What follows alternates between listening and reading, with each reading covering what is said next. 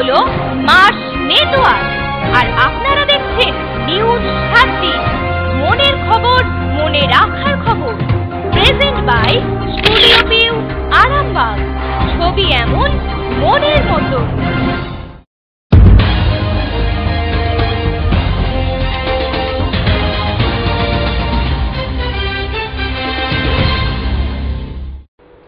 নমস্কার, শুরু করছি নিউজ 7 দিন।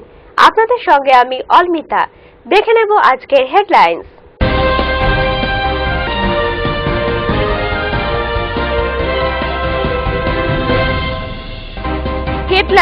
নিবেদন করছে অনেক প্রীতিজা ভারত গ্যাস গ্রামীণ বিতরক। 144 নম্বর ধারা জারি করে মনোনয়ন জমা। রণক্ষেত্র ব্যান্ডেল স্টেশন নামানো হলো র্যাব। সভাপতি নির্বাচন পিছিয়ে গেল গোঘাটে। বিজেপি নেতার বাড়িতে বোমা। হেডলাইন নিবেদন করলো অনেক প্রীতিজা ভারত গ্যাস গ্রামীণ বিতরক। চোখ রাখবো আজকের বিস্তারিত খবরে। বৃহস্পতিবার বোমাবাজি সংঘর্ষের পর শুক্রবার নড়ে চড়ে বসল প্রশাসন। চাপাডাঙ্গা কলেজ চত্বরে 144 নম্বর ধারা জারি করে কলেজ ভোটের মনোনয়ন জমা দেওয়া হলো। পুলিশি ব্যবস্থা ছিল আঁটোসাঁটো।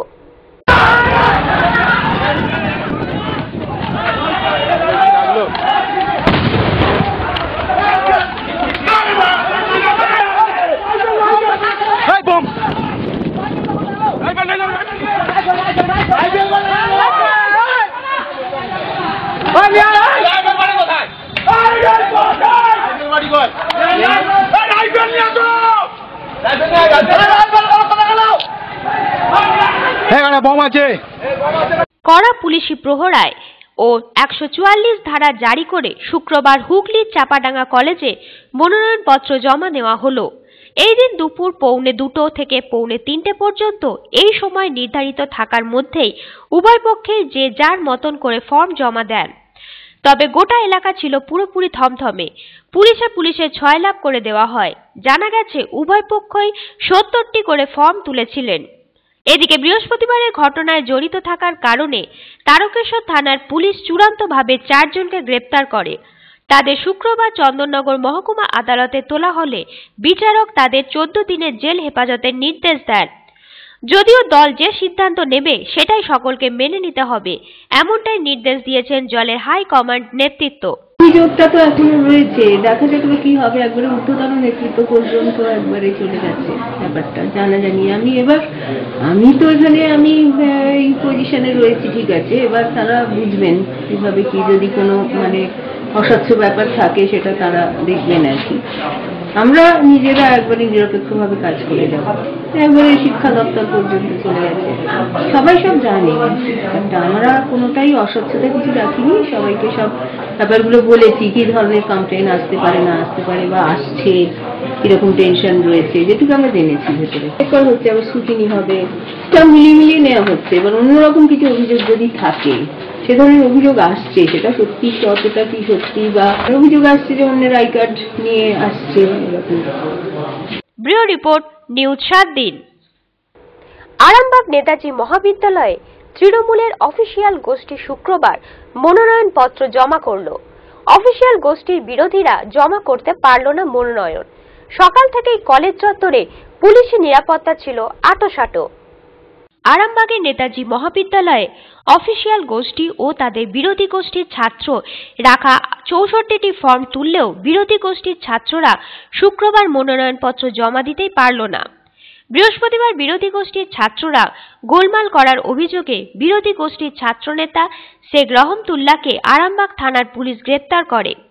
রহমতুল্লাহর অনুগামী শেখ মোহাম্মদ আলী, শুভময় সাঁতরাদের অভিযোগ, তাদের নামে মিথ্যা কেস দিয়ে মিথ্যে মামলায় ফাঁসিয়ে রহমাতুল্লাহকে পুলিশ তুলে নিয়ে গেল। আমাদের বাড়ি বাড়ি গিয়ে হুমকি দেওয়া হয় যাতে কেউ মনোনয়নপত্র জমা না দিই। আমরা এই ভয়ে যেতে পারিনি, তাই একতরফা ভাবেই সবকিছু হয়ে গেল। আরামবাগের বিধায়ক কৃষ্ণচন্দ্র সাঁতরা বলেন, দল যে সিদ্ধান্ত নেবে সেটাই হবে। আমি কোনো গোষ্ঠী বুঝি না, গোষ্ঠীবাজি করতে এলে তাদের বিরুদ্ধে কঠোর ব্যবস্থা নেওয়া হবে।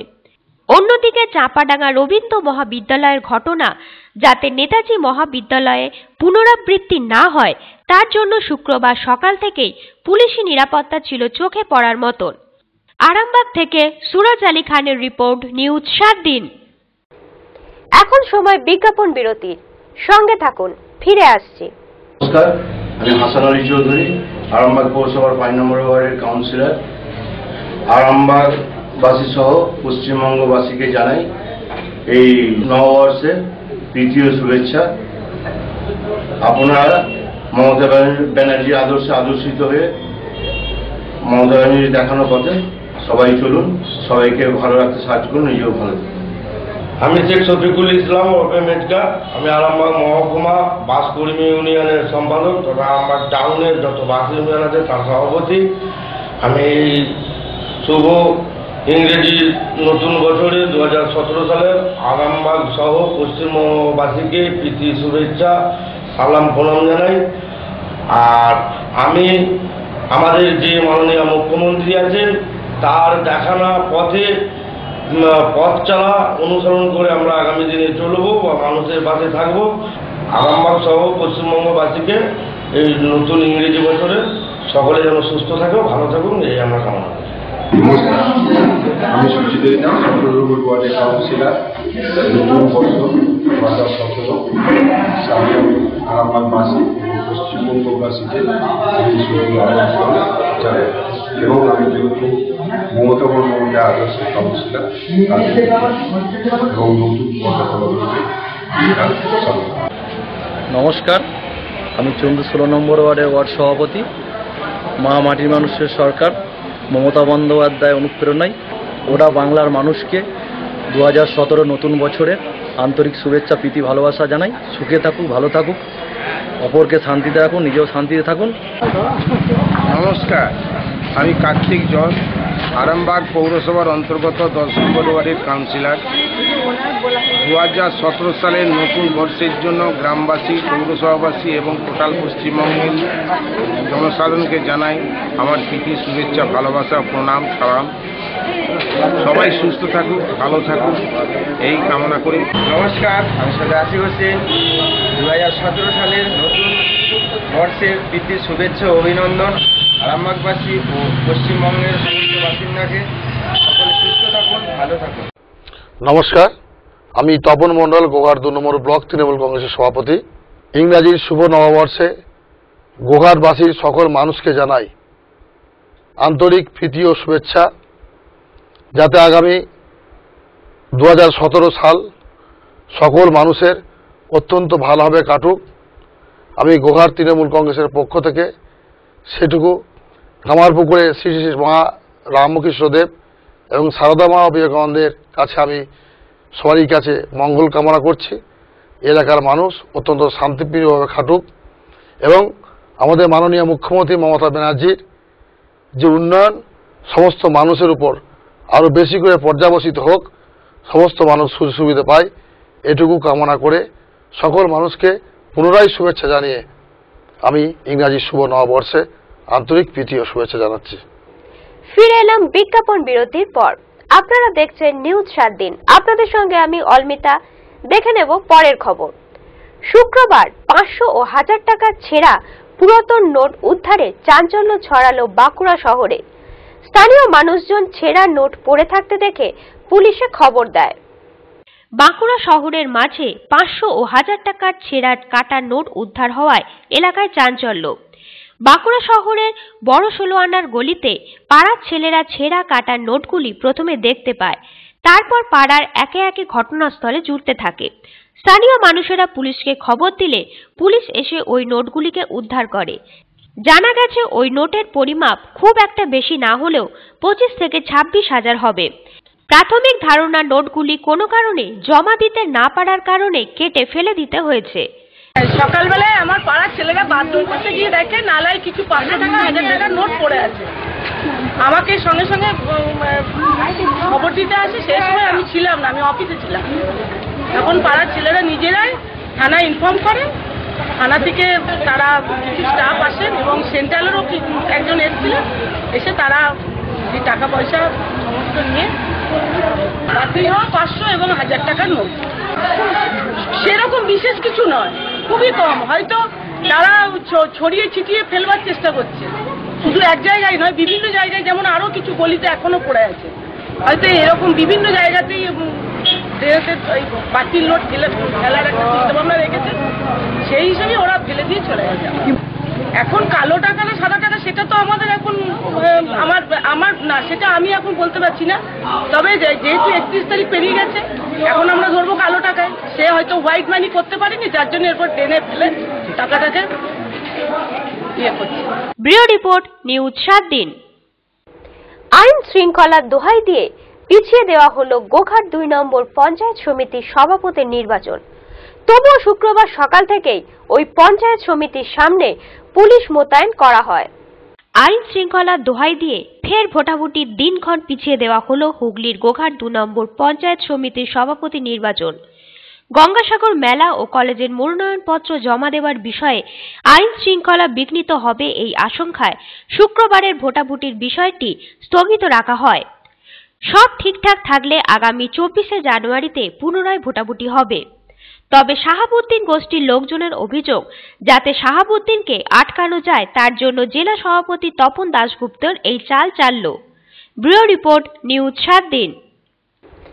এখন সময় বিজ্ঞাপন বিরতির। ফিরে আসছি, সঙ্গে থাকুন। আমি শেখ বেলাল, আরামবাগ টাউন কার্যকরী সভাপতি, যুব। 2016 শেষ করে 2017 পড়েছে। সবাই ভালো থাকুন, সুস্থ থাকুন, আনন্দ কাটান। জানুয়ারি মাসে আপনারা আনন্দ করুন এবং সুখে থাকুন। আমি নতুন বছরে আরামবাগ পৌরসভা সহ গোটা পশ্চিমবঙ্গ, গোটা ভারতবর্ষের মানুষ যাতে সুস্থ থাকে, ভালো থাকে, তার জন্য ঈশ্বর আল্লাহর কাছে আবেদন করছি।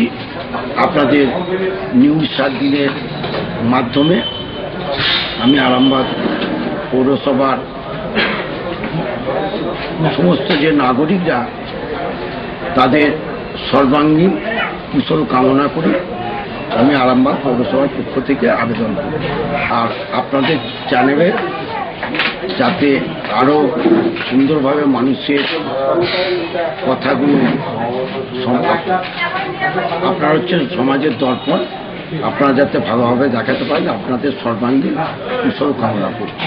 নমস্কার, আমি শেখ আব্দুল সেলিম, আরামবাগ ব্লকের তৃণমূলের কার্যকারী সভাপতি। আপনাদের পশ্চিমবাংলা তথা আরামবাগের সকল গ্রামবাসী, আরামবাগের প্রত্যেকটা মানুষকে, মা ও বোনেদেরকে প্রত্যেককে আন্তরিক প্রীতি, শুভেচ্ছা, সালাম, ভালোবাসা জানাই।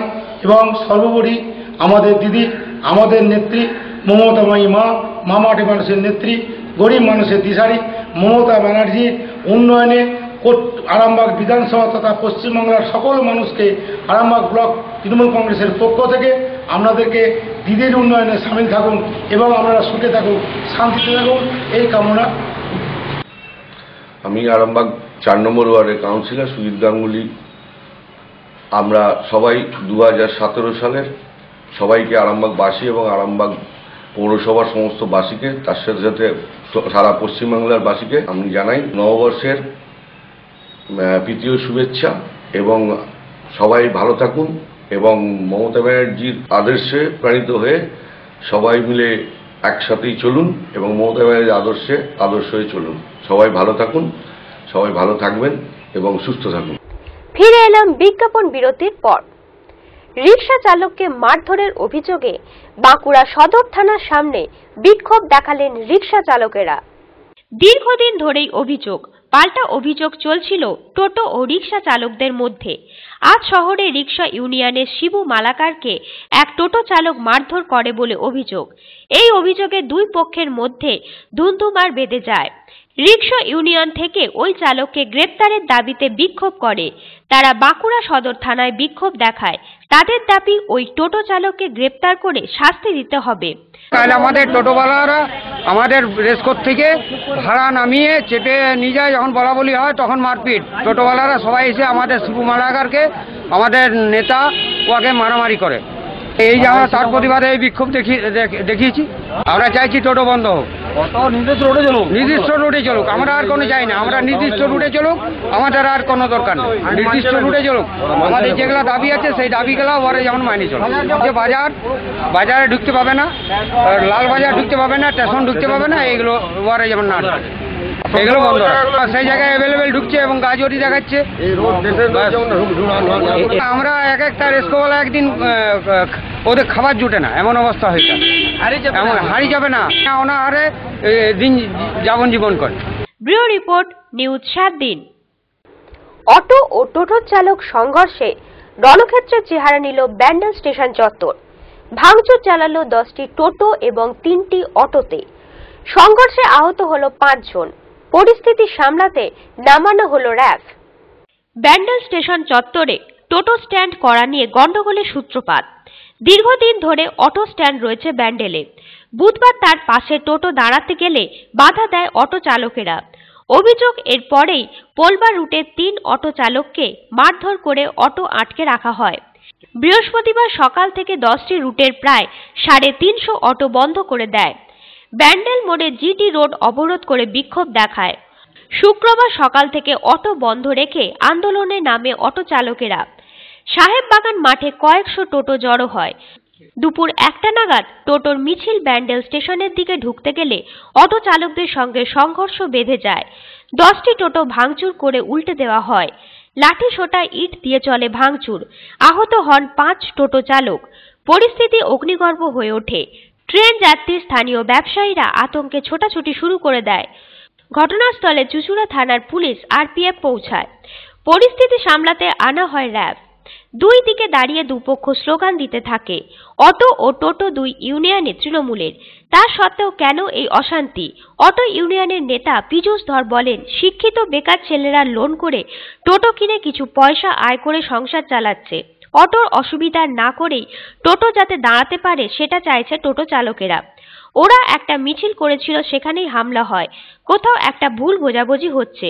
অন্যদিকে অটো ইউনিয়নের নেতা শেখ আমজাদ আলী বলেন, টোটো বড় রাস্তায় চলবে না। প্রশাসনিক স্তরে সিদ্ধান্ত হওয়া সত্ত্বেও বড় রাস্তায় অসংখ্য টোটো চলছে। আজকে গন্ডগোলটা হয়েছিল গতকালকে, যেটা ঝামেলা হয়েছিল, এই ঝামেলায় ব্যান্ডেল টিভির বড়বাবু পুরোপুরি আশ্বস্ত করেছিল যে তোমরা অবরোধ তুলে নাও, এর দায়িত্ব আমি নিচ্ছি, কোনো রকম ঝুট ঝামেলা হবে না, পুলিশ প্রোটেকশন আমি দিয়ে দেবো। আর যেসব গাড়িগুলো আটকে ছিল পার্টি অফিসে, 3খানা গাড়ি বড়বাবু নিজে যে উদ্ধার করে এনেছে। উদ্ধার করার ইয়েতে আমরা বললাম তাহলে একটা লিখিত দিই আপনাদের কাছে, কিন্তু বড়বাবু কোনো অভিযোগ নেই আমাদের কাছে। পরে প্রশাসন বলে আমাদের কাছে কোনো অভিযোগ জমা করি, কিন্তু অভিযোগ যদি আমরা জমা দিই, জমা যদি না নেয় তাহলে আমাদের অভিযোগটা রেজিস্ট্রেশন হলো কোথায়? মেন হচ্ছে বড়বাবুর জন্য আজকে অশান্তির গোড়া। বড়বাবুকে বারবার বলেছিলাম যে উত্তেজনা আছে, আপনি অন্তত দুটো পুলিশ রাখুন, আমাদের ফোনের দিয়ে আপনাদের কনস্টেবলের ফোনটা গুরুত্ব বেশি, ঝুট ঝামেলা হলে সঙ্গে সঙ্গে ফোন করলে আপনার ফোর্স পাঠিয়ে দিতে পারবেন। কিন্তু বড়বাবু কোনো রকম কর্ণপাত করিনি, নিয়ে আর বলেছিল টোটো ঢুকবে না এখানে যতক্ষণ না দুটো পঞ্চায়েতের লিডাররা বসছে, একটা মীমাংসা হওয়া পর্যন্ত কোনো রকম হবে না। কিন্তু আজকে দেখলাম অটো আমাদের এখানে স্ট্যান্ডে এসে স্ট্যান্ড লাগিয়েছে। আমরা বড়বাবুকে পাঠিয়েছিলাম লোককে, আমাদের কোনো রকম কর্ণপাত করিনি, মানে দর্শকের ভূমিকা পালন করেছে বড়বাবু। প্রশাসন নির্বিকার। ব্যান্ডেল ফাঁড়ির বড়বাবু প্রসেনজিৎ চক্রবর্তী আশ্বাস দিয়েছেন টোটো স্ট্যান্ড হবে না। তারপরেও টোটো মিছিল করে স্ট্যান্ডের দখল নিতে আসে। পুরনো টোটো এনে নিজেরাই ভেঙে অটো চালকদের নামে দোষ দিচ্ছে। কোনো মতেই ব্যান্ডেলে টোটো স্ট্যান্ড মানব না। প্রশাসনিক স্তরে আলোচনা করে সমস্যা মেটানোর চেষ্টা করা হবে বলে জানা গেছে। তো টোটোরা দীর্ঘদিন ধরেই স্টেশনে যাত্রী নামানোর ব্যাপারে অটোর সাথে টোটোর একটা মনোমালিন্য চলছে। তো ব্যান্ডেল ব্রিজের ওখানে যাত্রীরা, বহু যাত্রী আমাদের পঞ্চায়েতে গিয়ে আমাদেরকে কমপ্লেন করে যে আমাদেরকে ব্রিজের সামনে নেমে যেতে হয়, ওখান থেকে হেঁটে আমাদেরকে আবার স্টেশনে যেতে হয়, আমরা ট্রেন পাই না, ট্রেনটা যেরকম এরকম হচ্ছে। আমরা ভেতরে গিয়ে যদি নামতে পারি, টোটো বা অটো যাই আমাদের যদি ভেতরে না পাই, তাহলে আমাদের একটা সুবিধা হয়। যাত্রীদের এটা হচ্ছে অভিযোগ। সেখানে দাঁড়িয়ে আমার পঞ্চায়েতে অনেকবার আমরা উদ্যোগ নিয়েছি যে ব্যাপারটা যাতে টোটো এবং অটো দুটোকে নিয়ে বসে যদি মেটানো যায়, কিন্তু ছোটোখাটোভাবে বসা হয়েছে, কোনোভাবেই সেটা কিন্তু মেটেনি। পরবর্তী সময় কালকে এই প্রতিদিনের এই ঘটনাকে কেন্দ্র করে টোটোলা সব জমায়েত হয়েছিল র্যালি করবে বলে। সাহেববাগান বয়েজ ক্লাব মাঠে যেখানে মেলা হয়েছিল সেই মেলার মাঠে জমায়েত হয়েছিল। ওরা ব্যান্ডেল বাজার দিয়ে ঘুরে কুলিপাড়া দিয়ে গিয়ে আবার মাঠে জমায়েত হয়ে তাদেরকে থানা বা কোনো একটা প্রশাসনিক জায়গায় বসে অটোকেও ডেকে একটা মেটানো হবে এরকম একটা ইয়ে। কিন্তু আমার যেটা সন্দেহ হচ্ছে যে অটো চালকরা ভেবেছে যে আমাদের এখানে অটোর পাশে তারা স্ট্যান্ড করবে, সেই আতঙ্কে তারা বেশ কিছু টোটোকে ভেঙে দিয়েছে। এটা কিন্তু একটা গরিব মানুষ, ওরাও মানে টোটো আমাদের সবই গরিব মানুষ, গরিব ঘরের ছেলেরা, শিক্ষিত ছেলেরা সব চাকরি পায়, তাদের একটা রুজি রোজগারের জন্য সবাই যেটা পাচ্ছে, যখন যেটা দেখা যাচ্ছে সারা রাজ্য জুড়ে প্রতিটা স্টেশনে টোটোর একটা অ্যাডজাস্টমেন্ট হয়ে গেছে। আমাদের ব্যান্ডেলে এটা একটা মানে দেখা যাচ্ছে একটা সমস্যা রয়ে গেছে। সেই সমস্যাটা অ্যাকচুয়ালি মেটানোর জন্য কেউ সাহস দেখাতেও পারছে না যে এই যে আজকে যে ঘটনাটা ঘটেছে সেই ঘটনাটা আরো আগেও ছোটখাটোভাবে ঘটছিল প্রতিদিন। এই টোটোগুলো তো ভাঙাতে সমস্যা তো এটা ভুল বোঝাবুঝি, কেউ যদি পেছন থেকে ভুল বুঝে কিছু করে ফেলে যে ওরা আসতে পারে স্ট্যান্ডের জন্য, তার জন্য ভেঙে দিই, তাহলে আমার মনে হয় তার ড্রাইভারটা যারা ভেঙেছে তাদেরকেই নিতে হবে। ব্যুরো রিপোর্ট, নিউজ 7 দিন।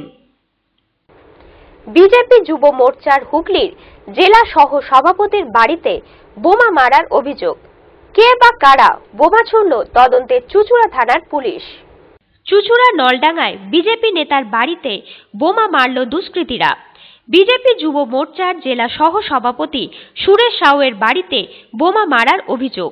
গতকাল রাত 2টো নাগাদ বাড়ির বাইরে থেকে বোমা ছোড়া হয়। একটি বোমা ফাটলেও আরেকটি না ফেটে দরজার সামনে পড়ে থাকে। চুঁচুড়া থানার পুলিশ গিয়ে তাজা বোমাটি উদ্ধার করে নিয়ে যায়। রাতের অন্ধকারে কাউকে দেখতে না পেলেও তৃণমূল আশ্রিত দুষ্কৃতীরা বোমা মেরেছে বলে অভিযোগ বিজেপি যুব নেতার। সুদীপ বন্দ্যোপাধ্যায় গ্রেপ্তারের পর তার উপর হামলা হতে পারে বলে খবর পাচ্ছিলেন বলে দাবি সুরেশ সাউয়ের। এই দিন রাতে নলডাঙ্গা এলাকায় বিজেপির একাধিক ফ্লেক্স ছিঁড়ে আগুন দেওয়ার ঘটনা ঘটে। এর পিছনে তৃণমূল নেই, অভিযোগ অস্বীকার তৃণমূলের।